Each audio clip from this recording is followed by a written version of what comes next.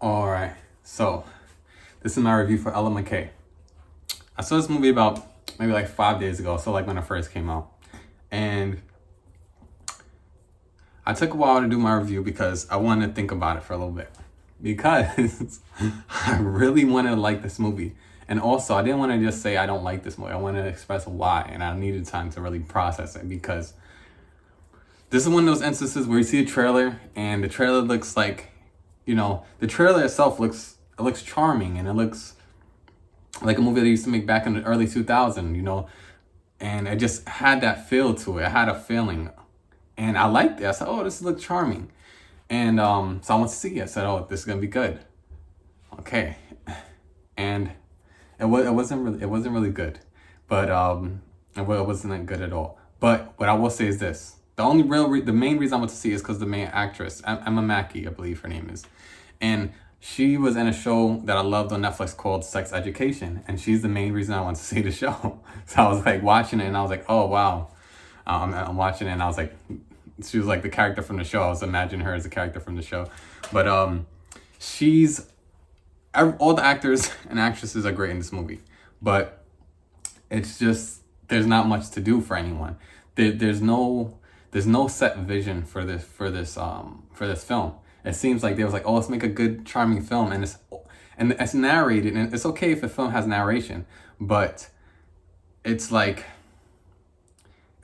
you see a lot of characters, but you don't really get to know them. The way they go about going through the story, you don't really get to know the characters. You get to see little pieces of their past and little flashbacks and stuff, but you don't really get time to know them. And I think that's where it fails. I feel like if they got to actually no. Even if we got to know some of the characters, I still feel like this movie would have been terrible. And it's because I think it has nothing to do with the pacing. It's all about the structure, I think, of this film. The way this film is structured. And I know pacing and structure may sound similar, but pacing is like if the movie feels like it's slow. It doesn't feel like it's slow. It feels like the pace was good, but as far as the structure of where they put certain story elements, I feel like it didn't vibe with me.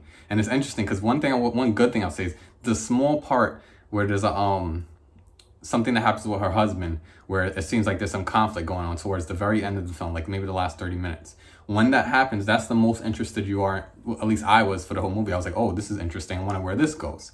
But I feel like they should have introduced a lot of different ideas a little bit in the beginning. And they wanted it to feel so sweet, and they kind of threw so much sweetness and so much jokes that don't even match. They try to make it like almost like really like a good Hallmark film, and it just missed the mark. But hopefully somebody enjoyed it. I'm sure someone did. But ultimately, I wanted to leave, but I didn't leave. I did not walk out the theater because I said I want to do a full review and I want to actually see if this movie's gonna make me, if I'm gonna get back on board. And it's interesting because my theater, there were people who wanted to see this film. In my row, my theater wasn't packed by any means, but in my row, there were like it felt like it was around like 4 or 5 people in my row. And at the same moment, about probably like an hour and like 10 minutes, when I was feeling like I wanted to walk out, they got up and just walked out. And I was like, I'm going to stay because I just need to see this through. And also, like I said, I went for Emma Mackey. She was amazing in the show Sex Education. And I thought, well, Sex Education on Netflix, if you've seen that, and once again, I really recommend, if you get anything out of this review, I would say go on Netflix and check out the show Sex Education with Emma Mackey because she's brilliant in that show. And I think that's the first big movie I've ever seen her in, and I feel like she's not the problem. She's not the problem at all. It's the structure of this film. And they try to throw so much sweetness and different kind of jokes that that they really wanted to land. And it just, things were not going the way I think that they would like it to go. And I wanted to love it. That's the thing. I wanted to love it. And I went in ready to love it. And I think I'm trying to find out those charming parts. There might have been little pieces that felt like they could have been charming, but there's a lot of excursions of stories for characters that don't even go anywhere. So why are we even going into this person's backstory? Why are we spending 30 minutes with this character? Like, I'll say one of the characters is her brother. He's a pretty cool guy, but we go into his side section of the film and we don't even need that. Like, they need to just focus on Ella and let us really know her we got to know pieces of her. We got to know her character traits, but I didn't really feel like we got to really know this girl. You know what I mean? They just kind of, and then, like I said, the film is narrated. So while the film's being narrated, it's telling you everything that she is. It's telling you everything she's been through. And they're showing it to you a little bit in flashbacks too, but you don't really get to see her do anything. This whole movie is very reactionary. Things just happen to her, happen to her, and she has to react. But it's not, there's nothing to pull, there's nothing that, while she's having to react to these situations, there's nothing that pulls you forward in the film. There's no heart. That's what I'm thinking about. This film seemed like it would have had so much heart in the trailer, but then when you go to see the movie, you're like, where's the heart? Where's the heart? And at first I thought they would bring in the heart with the husband, but then they chose to do a different part of the story, which is completely up to them. But I feel like they had an opportunity to maybe bring about some different drama. Maybe if they made it about her and her husband, you know, going through, she's going into Congress or whatever, or she's going into be part of the government, and maybe they have to deal with something together. But it's just like everyone's pulled in so many different situations, and you're not in love with anyone. You're not tied to anyone. So I wish I liked it more, but I won't make this too long. I'm trying to think about anything else. I don't know. I really thought this was gonna be like, cause you know why I went to see this movie? Cause they don't make a lot of movies like this anymore. Like movies that kind of like, there's not like, and the thing is, I have no problem with crazy action. I have no problem with the Godzilla and Kong movies. I don't have no problem with it. But sometimes you just like a nice movie about someone going to do something, and then, you know, they have to face some type of adversity and they overcome it. And that's basically what I thought we were going to watch. And it's just this.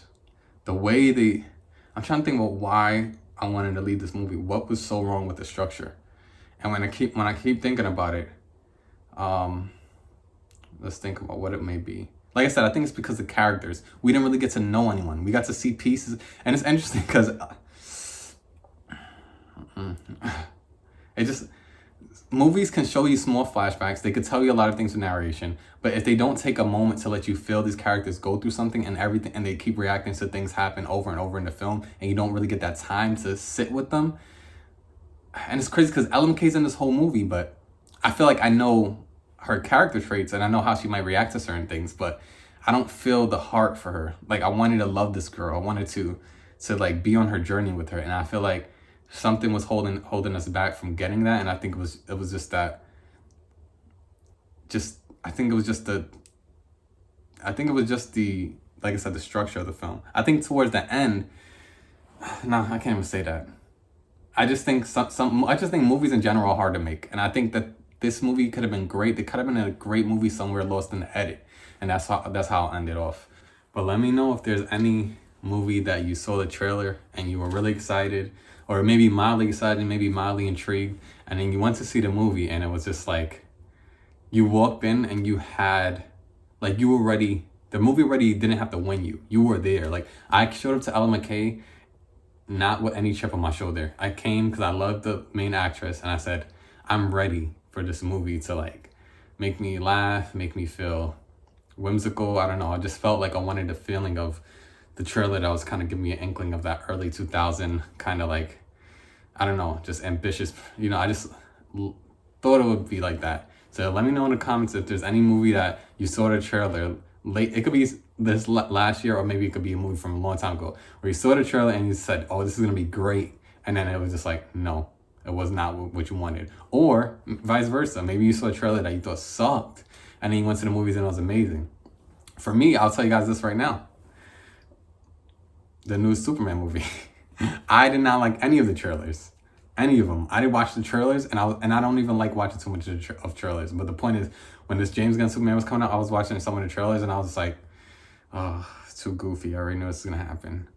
But I got to be honest, I want to see it. And even though I love my boy Henry Cavill, and I just finished rewatching Zack Snyder's Justice League. I love that Superman. But the point is, I went to see Zack Snyder's Justice. I went to see James Gunn Superman, and I was like, these trailers was. But the movie made me feel hopeful. It had a lot of heart. You could feel it. You could feel the love for Superman in there, and this guy who's acting as Superman, very good. Like, it had heart. It had something else propelling me through this film, and I felt that hope for Superman. And Ella McCay, I thought it was gonna bring me the hope of something. I thought it was gonna be some type of heart in this film. Maybe I was gonna love her family. Maybe I was gonna really love her. I thought there was gonna be something that grabbed onto me and make me feel a little bit what the trailer was trying to make you feel. And it's just like they were trying for that Hallmark kind of movie feel. And even I feel like a Hallmark movie would be better than this, honestly. But hopefully you guys enjoyed it. But that's my little piece on it. All right. But check it out if you want. This has been my review for Ella McCay. And once again, I love Ella McCay. Check out Sex Education on Netflix if you haven't seen it, because like I said, that series is amazing and she's just great in it. And if you want to see her, yeah. But hopefully she's in another film where they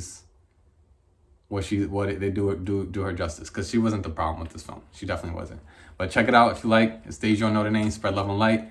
And let's take care. And let's sign off with a slash.